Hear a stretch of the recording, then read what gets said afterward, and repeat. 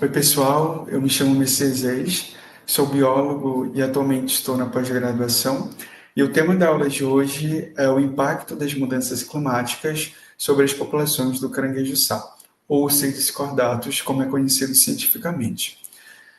Em um primeiro momento, nós vamos entender alguns aspectos ecológicos da espécie e, posteriormente, nós vamos discutir os prejuízos acarretados pelas mudanças climáticas. O caranguejo-sá, ele é um macroinvertebrado bentônico e semiterrestre. Isso porque ele é um grande animal que não apresenta vértebra e é bentônico porque ele está associado ao sedimento ou à lama do manguezal. Ele é semiterrestre porque, embora ele viva associado ao sedimento de manguezal, ele ainda depende da maré para sua respiração e para sua reprodução, por exemplo. Ele é uma espécie endêmica dos manguezais e ele tem a sua ocorrência restrita aos manguezais americanos, ou do continente americano, né? Tendo a sua distribuição desde a América do Norte, América Central e América do Sul. E aqui na América do Sul, exclusivamente no Brasil, a sua ocorrência acontece desde o extremo norte, no Amapá, até o extremo sul, em Santa Catarina. Alguns dos serviços ofertados pelo caranguejo-sá são a aeração do sedimento e a bioturbação desse sedimento. Isso porque, conforme ele constrói as suas galerias, ele permite com que o ar da atmosfera consiga penetrar em camadas mais inferiores, permitindo com que as bactérias e os fungos que estão no sedimento consigam desenvolver os seus trabalhos de forma mais eficiente. Além disso, também as próprias raízes das plantas de mangue utilizam esse oxigênio que entra por meio dessas galerias. A bioturbação nada mais seria do que fazer com que os sedimentos que estão nessas camadas mais inferiores consigam chegar até as camadas mais superiores. Ele permite a ciclagem de nutrientes.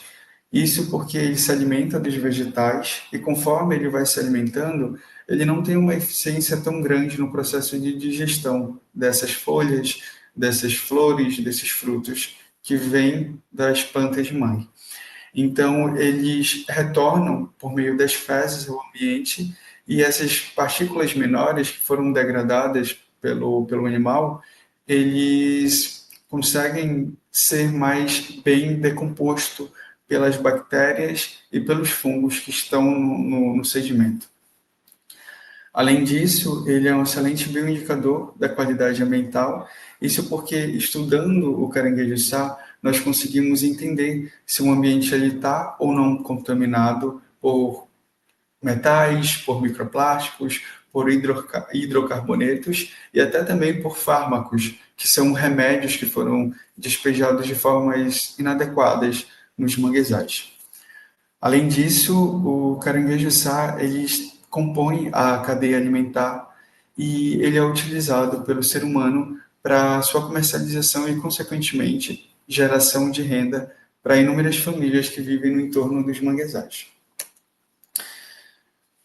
No aspecto mais direto dos prejuízos das mudanças climáticas, é interessante que nós consigamos entender que as mudanças climáticas elas são alterações a longo prazo nas temperaturas e padrões climáticos, que por sua vez impactam em eventos extremos, aumento da temperatura média global, acidificação dos oceanos, elevação do nível do mar e alteração no regime das chuvas. Aqui nós temos duas imagens onde ilustram alguns dos cenários conforme a alteração da temperatura vai acontecendo. Em um cenário de mais 4 graus Celsius, a gente pode verificar que a temperatura vai aumentar e isso vai impactar diretamente na precipitação, na quantidade de chuva e também de umidade do solo em determinadas localidades.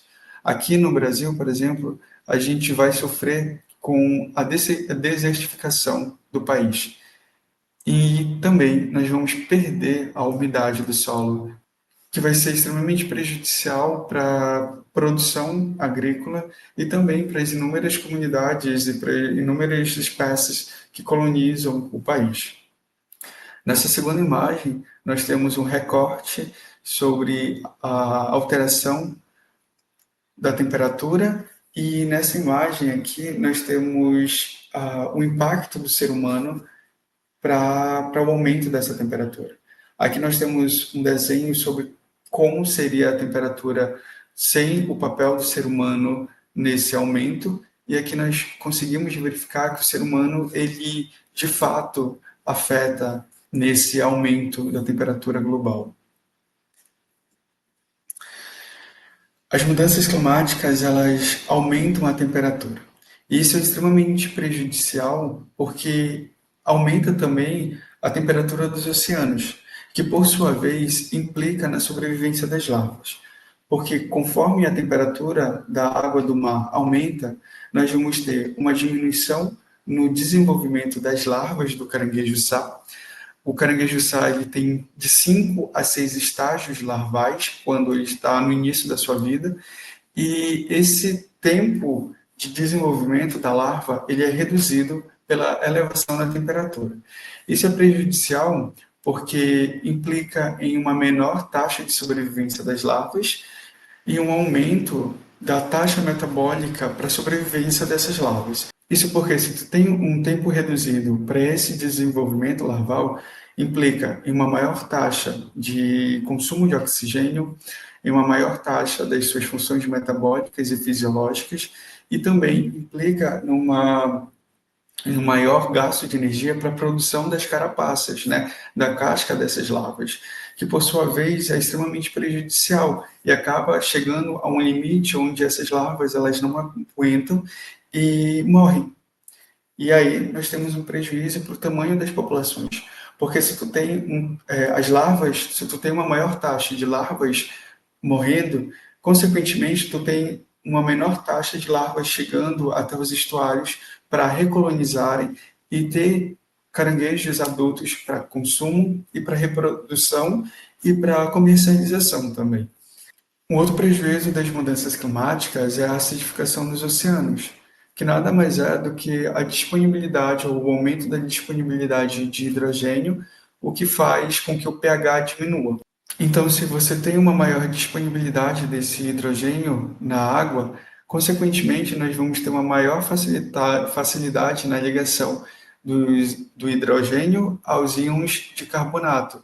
E esse carbonato ele é utilizado para a construção das conchas ou das carapaças dos crustáceos, que é extremamente importante porque nós vimos anteriormente que nos estágios larvais, nos estágios iniciais, eles precisam construir essas carapaças para conseguir se desenvolver nos próximos estágios larvais.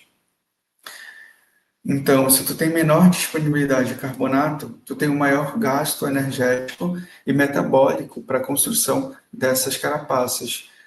E é prejudicial, porque essa energia excessiva gasta para a produção da carapaça implica em uma menor disponibilidade de energia para buscar alimento, por exemplo. Um outro prejuízo também é a elevação do nível do mar. Aqui nós temos um esqueminha, uma imagem ilustrando o ciclo da maré baixa e da maré alta. Mas se tu tem uma elevação na maré, aquela área que antes sofria esse processo de baixa e alta elevação da maré, vai perder. Então, ela vai ser constantemente alagada pela maré. Então, vamos ter uma perda de hábitat, um aumento na competição intraespecífica, porque se tu tem uma menor área sendo ocupada por esses animais, nós vamos ter mais brigas, nós vamos ter menos alimentos, e os caranguejos, eles são extremamente competitivos. Então, vai ser extremamente prejudicial para o bem-estar da comunidade. E isso também vai implicar na sua reprodução, no estresse populacional dessa espécie. As alterações no regime das chuvas são também uma das consequências acarretadas pelas mudanças climáticas. E isso impacta na salinidade, que por sua vez altera o desenvolvimento larval. A salinidade é um dos parâmetros fundamentais para o desenvolvimento das larvas.